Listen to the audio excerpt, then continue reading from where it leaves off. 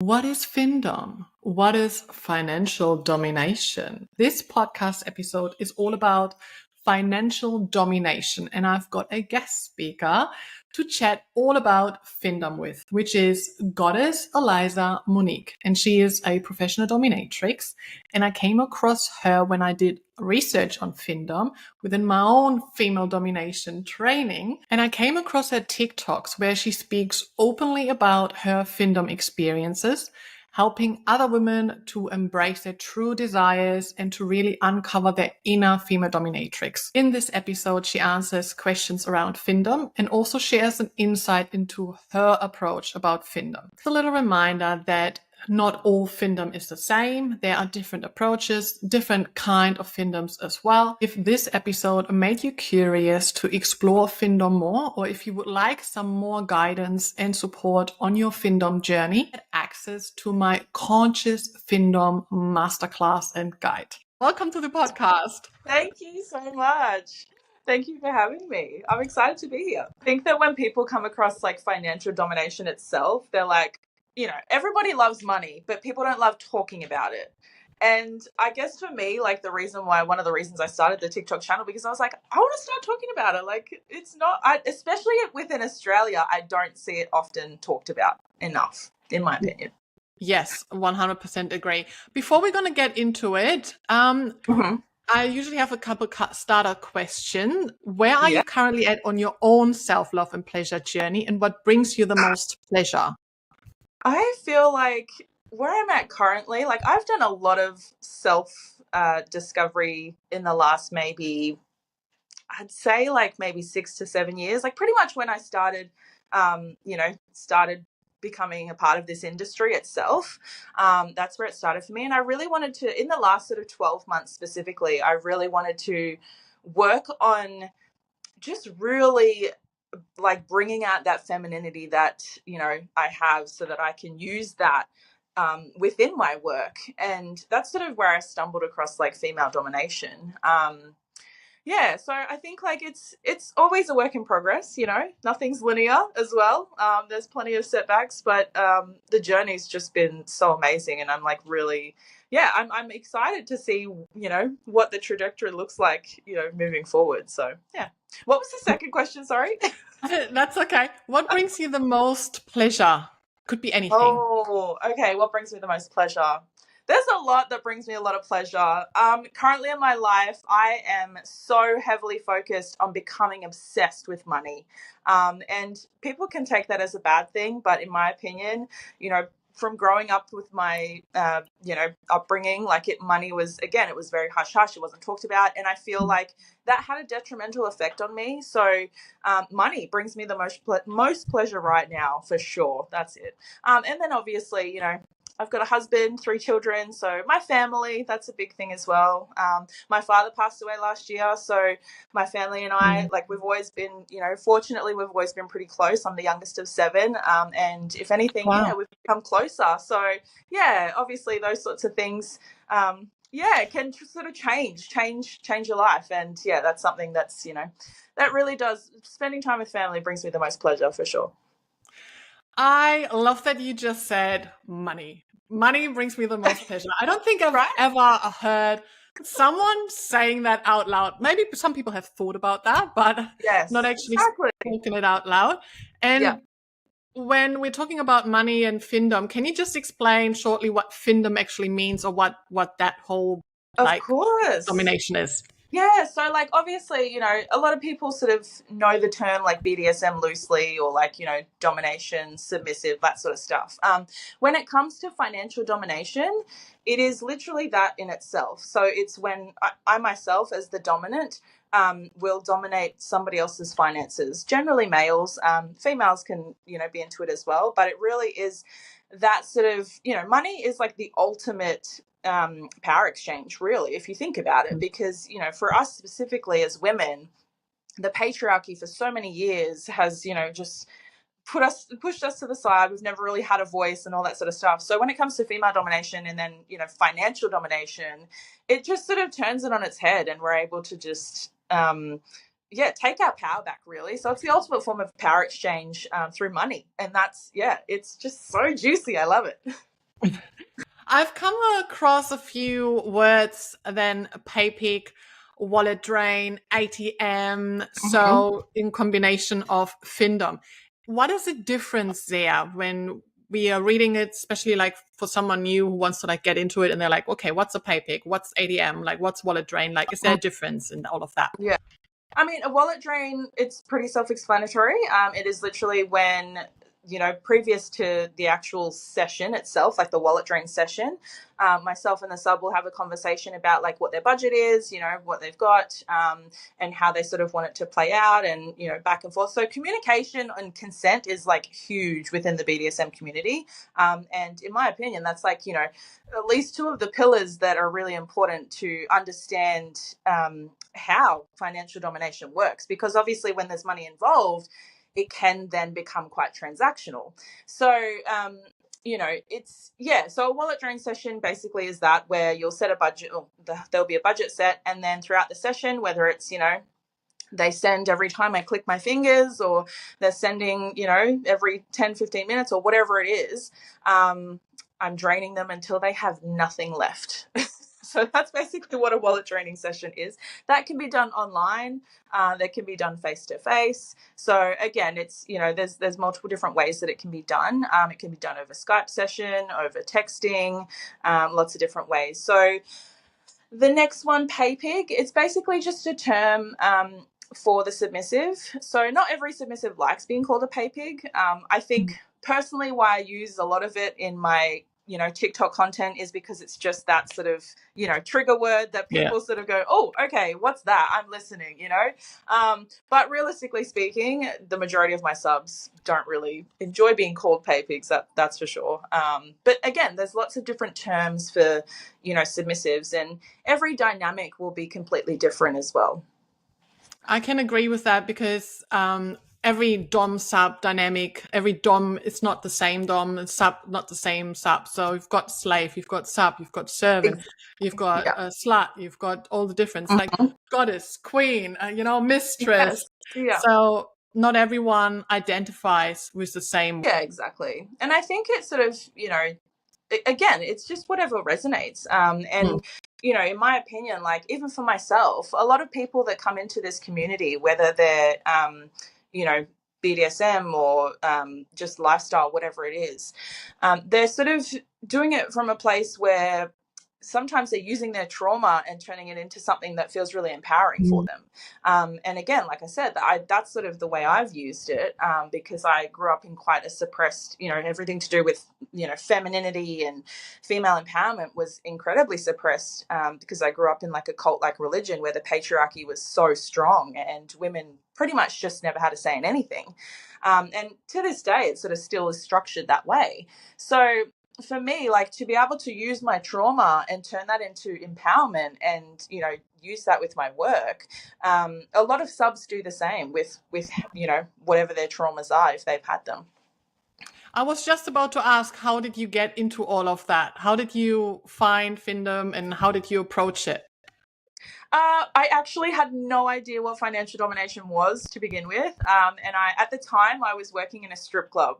So, I'd sort of, COVID happened. I owned a beauty salon before that for 7 years. And that was quite successful. But obviously with COVID, coming along, shut the doors. And then just from there, I sort of had a little bit of time to think about, okay, do I want to, when I'm able to open again, do I want that? But for me, I felt that it had run its course, so I decided to close it permanently. And I think because working from home for that long, I wanted something exciting. I wanted something, I lost pretty much all my friends because I'd worked so much, and I was just like, I just want to hang out with the girlies and like have a night out, that sort of thing. And, I remember watching the movie Hustlers with J-Lo, and I was like, that's it. I want to be a stripper. That's what I want to do, because I love dancing. I love music. I love singing. I love performing. I'd always, from a very young age, I was always, wanted to be on stage and perform. So when I started working at the strip club, it was probably about like maybe 8 months into my sort of stint at that club, where I'd come across, a pay pig, so to speak. And they were when I met them, again, I didn't know what financial domination was. And it was one of those things where, it sort of took me by surprise. And I was like, wait, so you just literally want to pay me, to talk to you and to, dominate you? And at that stage, I'd known that I had dominant tendencies and very sort of controlling tendencies, but I'd never sort of allowed myself to play it out because I always saw it as women shouldn't be that way. We've got to be submissive. Don't do that. Maybe we shouldn't, So to be able to have this space where this person, approached me and was like, well, this is the sort of dynamic I'm looking for. I was like, okay, so it was quite exciting, to be honest, because sort of when you start it, you're like, oh, okay, I think I can do this. You sort of second guess yourself. And I have a lot of the girls that reach out to me, wanting to become dominatrixes and wanting to sort of start their journey with Findom. That's how they feel. They're sort of like, I know it's there. It's just a matter of uncovering it and seeing how that looks for them. So that's the part that really gets me going. I'm like, yes, everyone's got it in them. Yes, I can relate to that because at the start of the year or for a long time now, I have had these little signs from life, but I always thought no, we're not going to go down that road. We're not going to embrace because I felt like once I'm going to do that, I felt like it will be very powerful and there will be no turning back because I will embrace a part of me where I was suppressing it for a very long time. And now I'm just why didn't I do that any earlier? So it just feels so empowering and healing and just everything because now finally it all comes together because I can embrace that part. I'm not suppressing it anymore.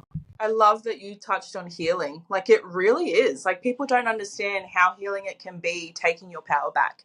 And whatever way that looks like, it can literally just be by saying no to someone or no to an outing or no to, so again, a little bit, from financial domination, but, that's where it starts. It starts by really taking back the control and the power of your own life and however that looks for you is going to be right for you. And that's really exciting.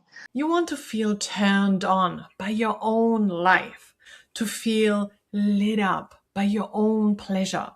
You want to be and live pleasure lit. I am Patricia. I was the good girl. I survived an ED and a DV marriage.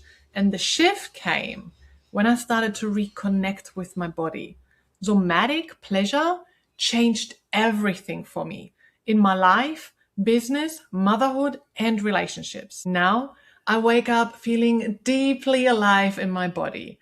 I feel pleasure in the ordinary moments. I receive love, pleasure, success, rest without shutting down or rushing past it. I know what it costs a woman to keep functioning, to keep performing, to be disconnected from her body. And I also know what becomes possible when a woman starts to feel it all. I am the founder of Pleasure Lit and an award-winning pleasure explorer and educator. Through my trauma-informed somatic pleasure, tantra, yoga, breathwork, and feminine embodiment, I guide women from high functioning and being disconnected into feeling radiant, regulated, and deliciously turned on. If this sparked something inside of you, this is your invitation. Join us within the Pleasure Lit Circle, my online community for women with life goals and somatic pleasure practices. Get my #1 bestseller book, The Pleasure Lit Way,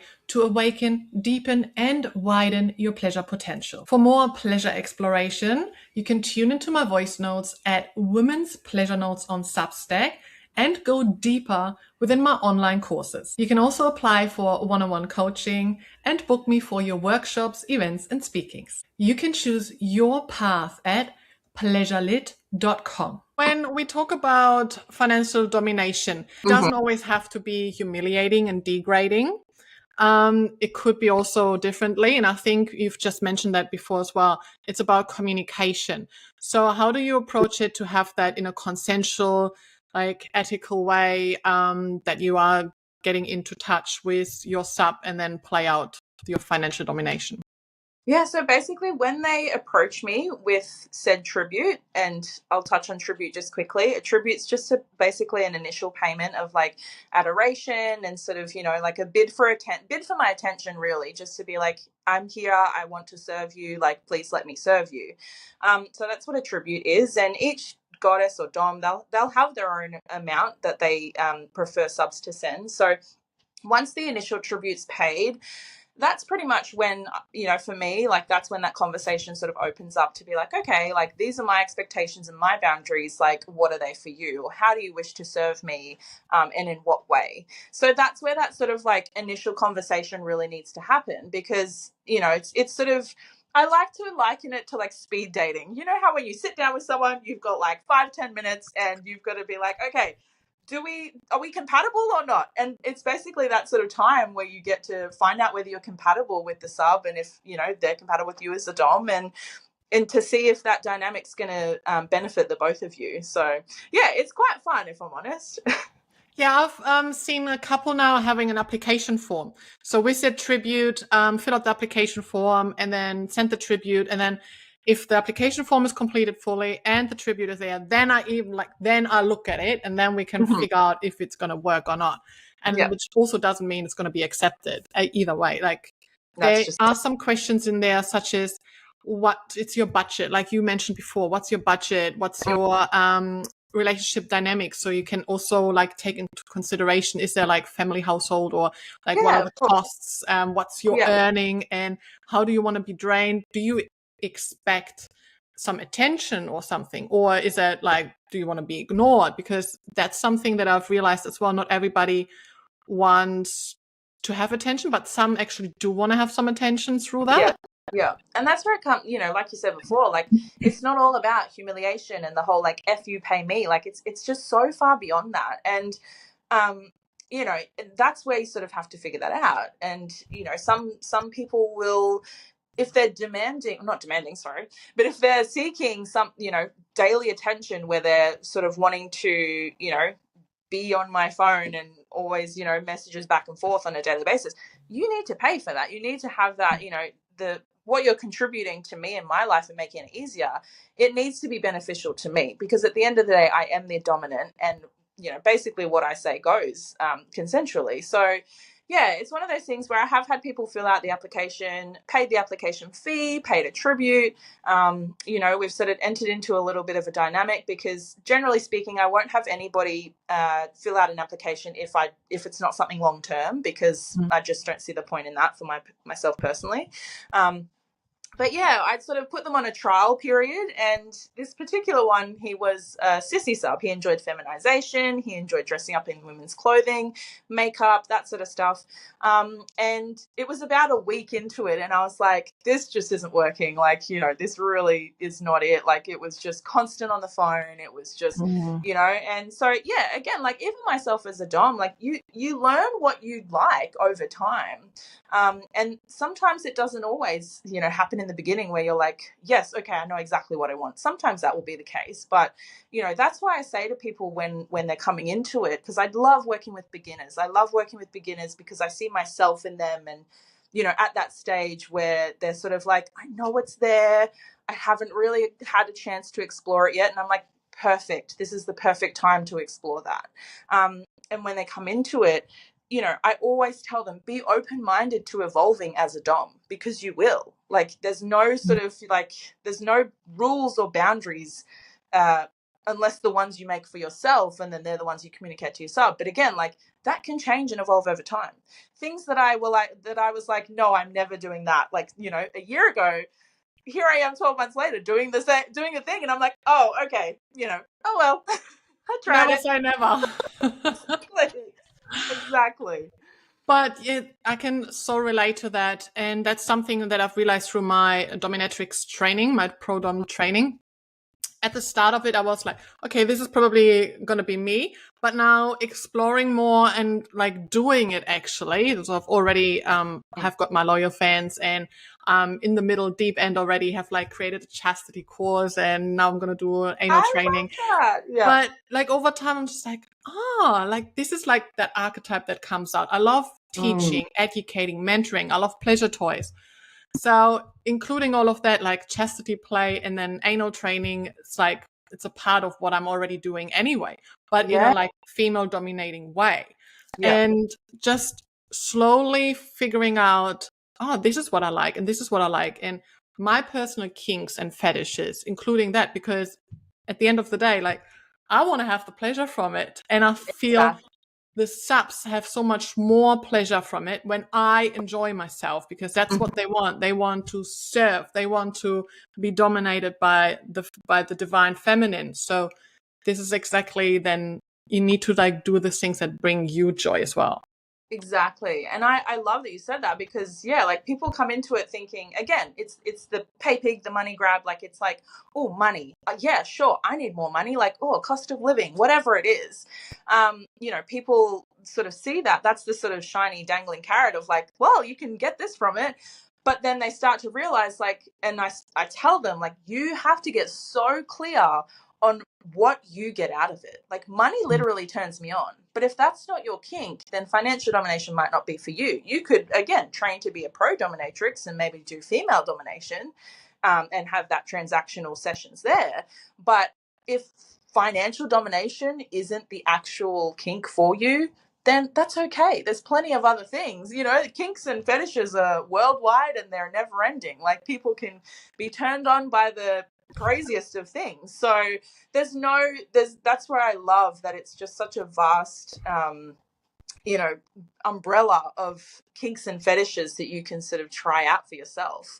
I had previously an owned sub that I ended the dynamic because it just wasn't working for me. I could feel it every time I'd have a session, or every time we sort of communicate. It just wasn't working anymore.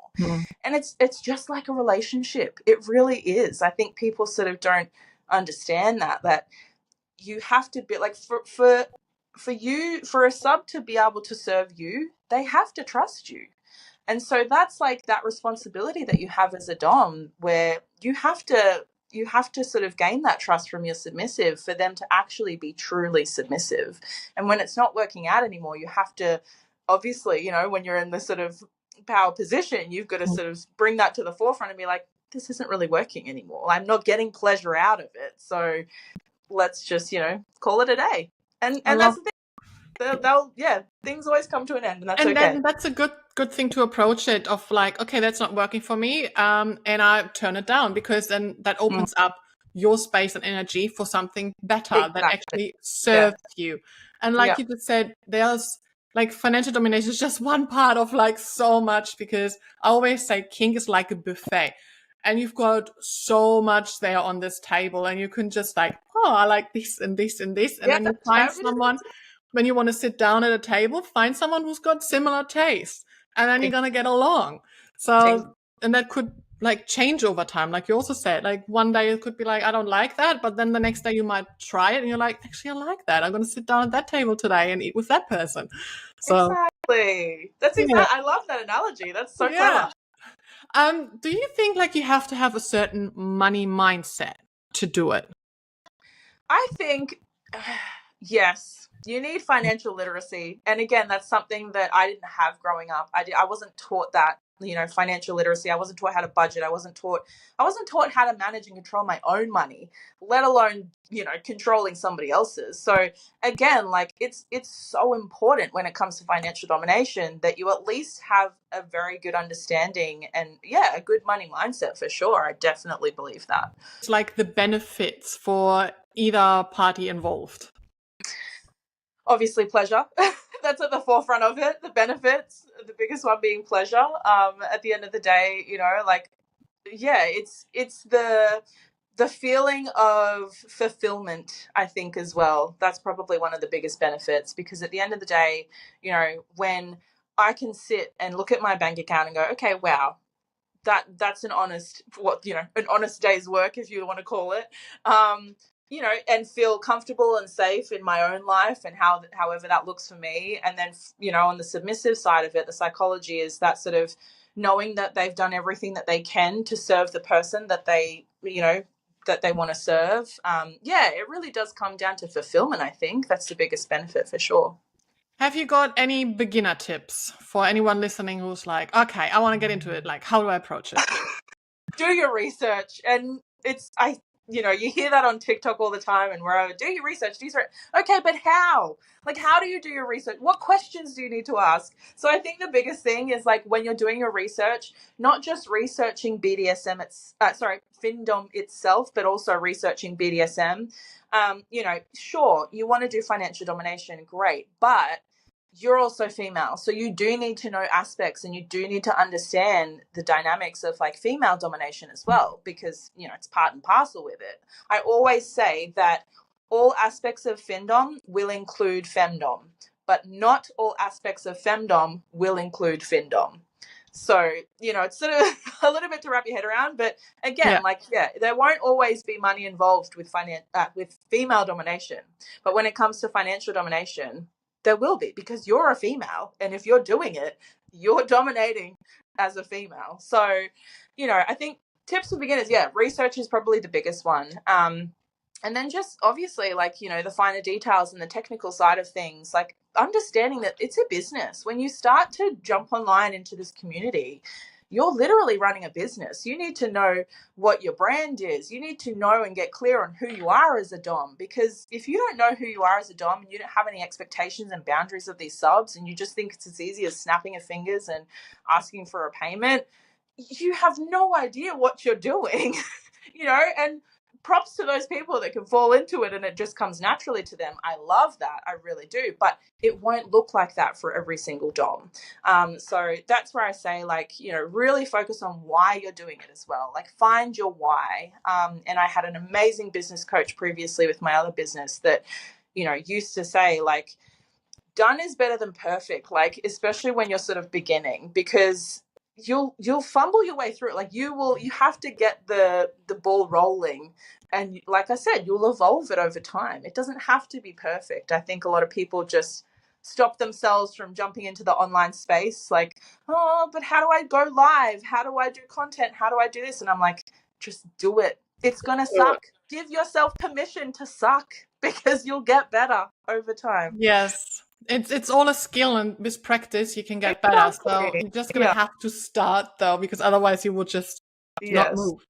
And I also think we need to add patience, because you also mentioned as well, it doesn't happen straight away. And just putting out there, like, I'm opening up a Twitter account and be like, okay, I'm into financial domination, like, pay me. And imagine, like, okay, they're all coming now to pay you. Oh, they're just going to come running to my inbox, flooding in. No.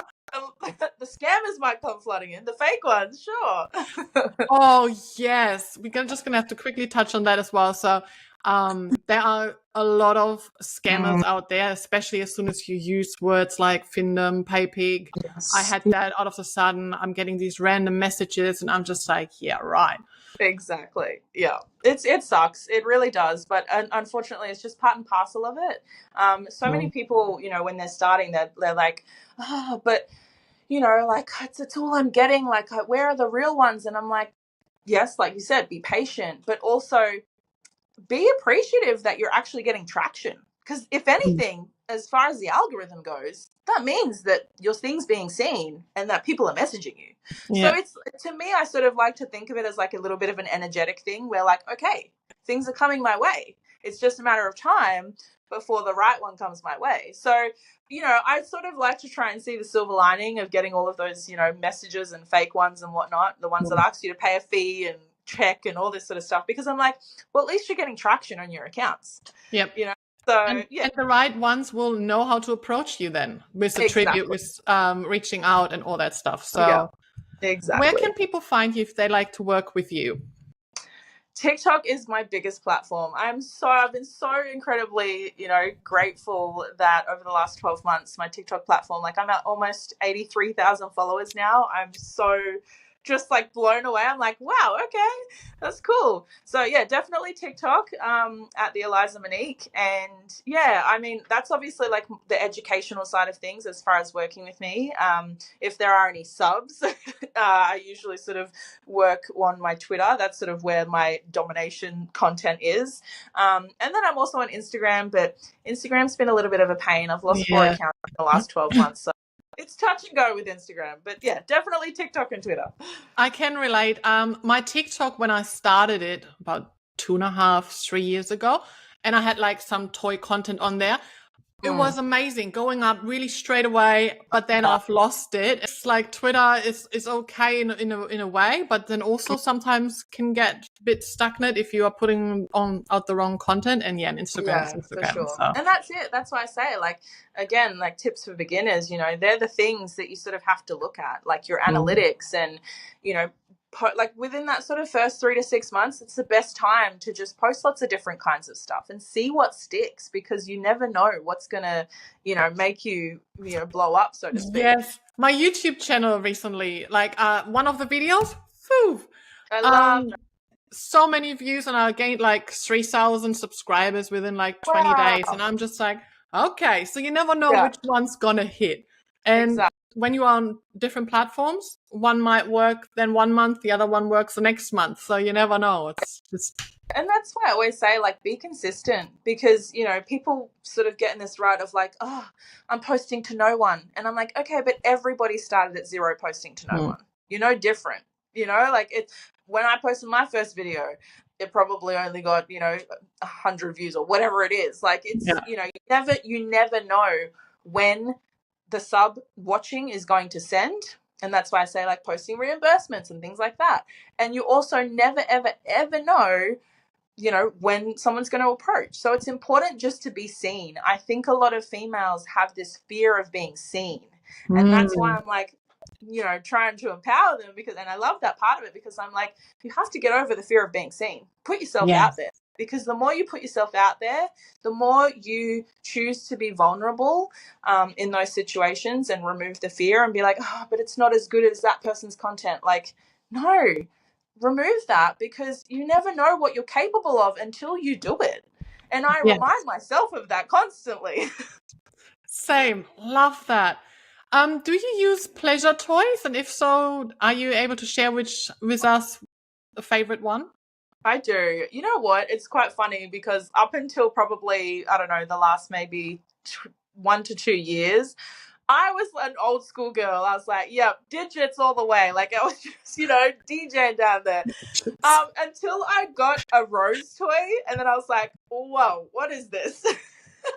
And that's probably my favorite toy. I have had the pleasure of using a wand here and there, and that's also probably one of my other favorite toys. So yeah, definitely a rose or a wand. They're my two favorites.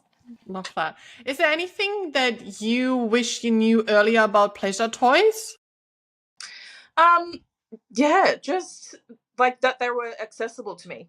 Because, for so long, like I said, with my upbringing in religion, in my household, like pleasure wasn't, it was like, masturbating, even that was like a big no-no. It wasn't allowed, like nothing like that.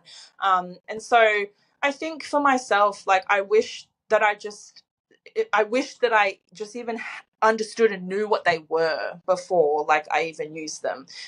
Even with birth control, I didn't know what that was until after I had my first child. So, it's those sorts of things that I'm like, I just wish I had the education. And that's why I'm so passionate about education, because, with my own children, I've got 2 daughters and 1 son. Being in this industry, I'm extremely open-minded, and I love to educate them the best I can on just sexual health, because it's so important. People don't talk about it often enough. Yeah, same. I'm more open-minded. I have got a completely different approach to like my upbringing, where I was slut shamed, where here it's open communication, and they actually come to me and they are curious and we have conversations. And I'm like, I've never talked to my mom like that. I know. It's such a beautiful thing, isn't it? And you're sort of like, you're so honest. Back, Mama, we're doing a good job. Yay. Do you have like a favorite pleasure wear? Like what makes you feel really pleasurable when you wear it? I just love lingerie in all its forms. I am a black girly. I love wearing black. That is my thing. Like anything black will make me feel so fierce and sexy. And I remember like when I used to work in the strip club as well, every night that I wore this one particular black set, it was sort of very strappy and whatnot, that I always made the most money wearing that set. So yeah, lingerie has definitely, been a big part of my life over the last few years, and obviously with content and whatnot.